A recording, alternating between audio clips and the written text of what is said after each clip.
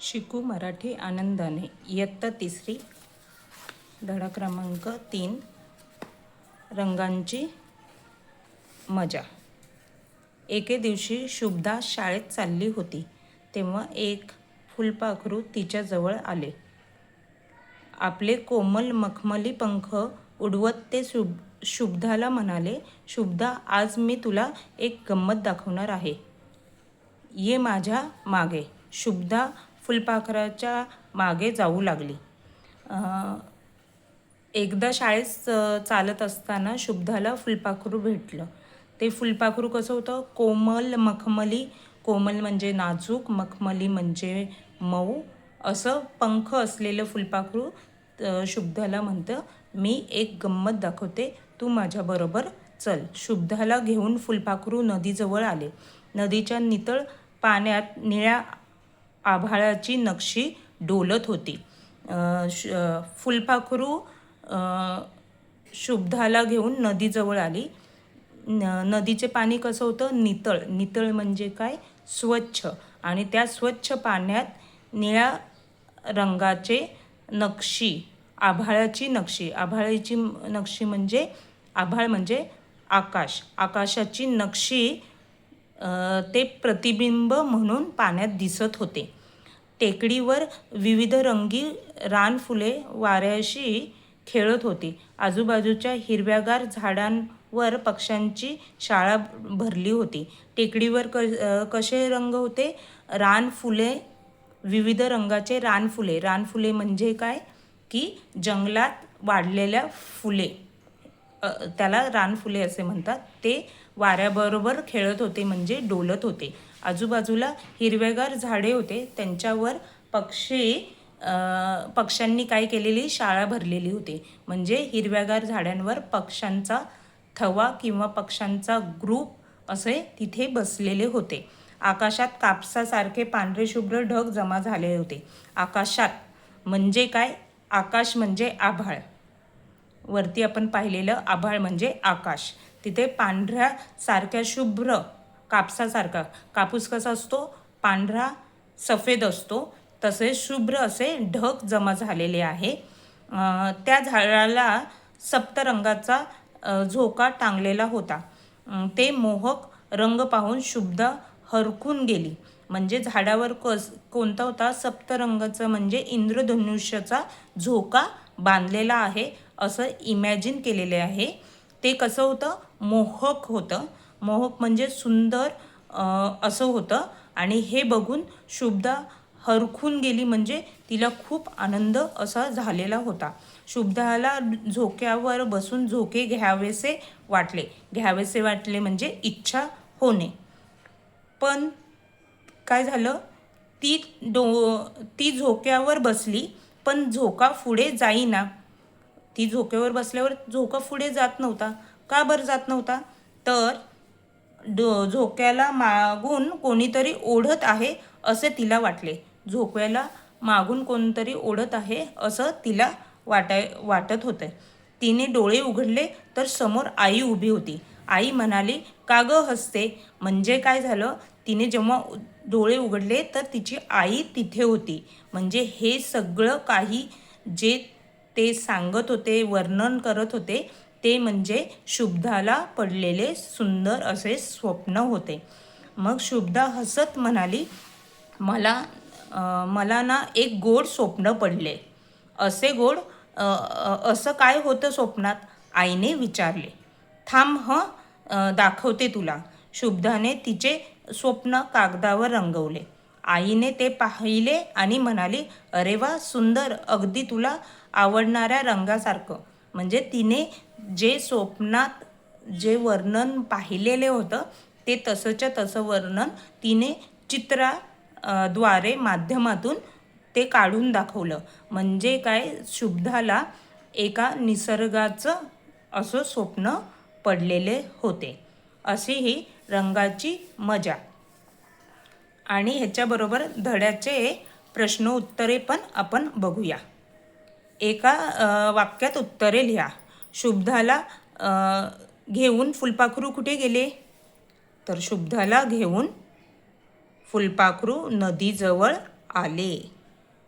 आजूबाजूच्या झाडावर कोणती शाळा भरली होती? आजूबाजूच्या हिरव्यागार झाडांवर पक्ष्यांची शाळा भरली होती. शुभदा हरकून का गेली? शुभदा हरकून गेली कारण झाडावर सप्तरंगांचा झोका टांगलेला होता आणि त्या सप्तरंगाच्या झोक्याचे मोहक रंग पाहून शुभदा हरकून गेली. शुभदाने तिचे स्वप्न कशावर रंगवले? शुभदाने तिचे स्वप्न कागदावर रंगवले. प्रश्न दुसरा. खालील वाक्ये कोणी म्हटले आहेत ते लिहा. का ग हसतेस? आई म्हणाली. थांब दाखवते तुला. शुभदा म्हणाली. शुभदा आज मी तुला एक गंमत दाखवणार आहे.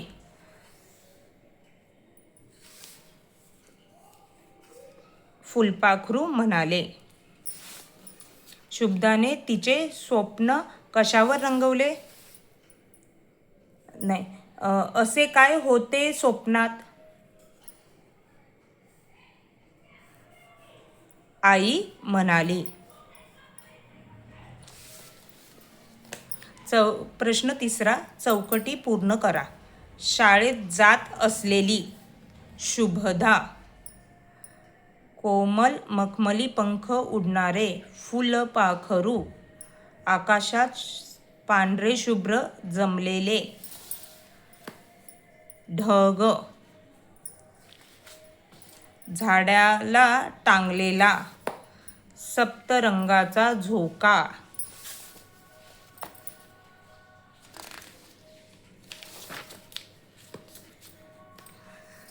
प्रश्न पहिला. खालील शब्दांना वर हा प्रत्यय जोडून शब्द लिहा. म्हणजे प्रत्येक शब्दाला वर हा शब्द जोडायचा.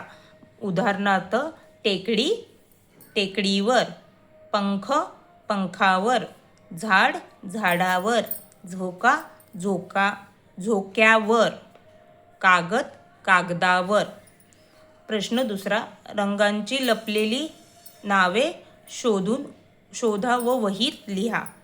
पांढरा, हिरवा, गुलाबी, पिवळा, जांभळा, केशरी, निळा, लाल हे शब्द आहे. रंगांची नावे आहे. प्रश्न तिसरा. ओळखा पाहू. लहानपणी हिरवा, चव माझी आंबट. लहानपणी कसा असतो? हिरवा, पण चव कशी असते? आंबट. मोठेपणी पिवळा, चव माझी गोड. मोठे झाल्यावर कसा रंग येतो? पिवळा, आणि त्याची चव कशी असते? गोड. मी तर आहे आंब्यांचा राजा. मी कोण आहे? आंब्यांचा राजा. ओळखा पाहू मी कोण आहे माहिती आहे? आंबा. खालील शब्दांचे विशेष वर्णन करणारे पाठ्यातील शब्द लिहा. शोधा, लिहा. पंख. पंख कसे होते? मखमली. पाणी, नितळ. आभाळ, निळ्या. रानफुले, विविध रंग. झाडे, हिरवीगार. ढग, कापसासारखे पांढरे शुभ्र. असे विशेष नाव दिलेले आहे. रंगांना जोडून येणाऱ्या विशेष शब्दांच्या जोड्या लावा व लिहा. पांढरा शुभ्र, लाल धमक, लाल धमक. काळा कुट्ट, हिरवा गर्द, पिवळा भडक. प्रश्न तिसरा. संख्यातील कंसातील योग्य शब्द निवडा व लिहा. ढग, वारे आणि वारा. झुळझुळ वारा करतो. पावसाचे ढग असतात. हिरवेगार झाडे असतात. खालील शब्दांचे वाचन करा. हे शब्द वाचून घ्यायचे आहेत. इथे एक व्याकरणाचा भाग छोटासा दिलाय, तो पण मी या व्हिडिओमध्ये सांगणार आहे. वाक्य संपल्यानंतर वाक्याच्या शेवटी पूर्णविराम म्हणजे टिंब दिला जातो, तरच वाक्य पूर्ण झालंय असं म्हटलं जातं. वरती एक पॅरेग्राफ दिलाय, ते वाचूया. मला विविध रंग आवडतात. असं वाचल्यानंतर टिंब आहे म्हणजे 2 सेकंदाचा ब्रेक, पॉज घ्यायचा असतो, थांबायचं असतं.